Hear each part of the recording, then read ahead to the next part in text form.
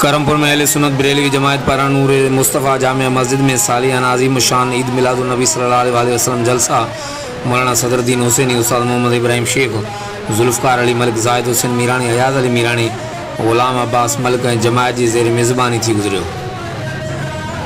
زیر صدارت پیر طریقت رہبر شریعت مخدوم حافظ شفیق الرحمان سجادہ نشین دربار عالیہ باکرانی شریف خصوصی خطاب خطیب اہل سنت عبید اللہ ڈائری صاحب اہل سنت جے علماء کرام جلسے کی خطاب کندے عید میلاد النبی صلی اللہ علیہ وسلم جی اہمیت بیان کئی۔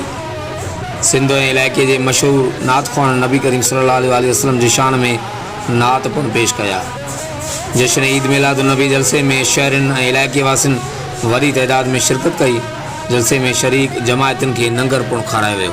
ہر وقت آگاہ لائے ڈسندا رہو جی ٹی نیوز کرمپور۔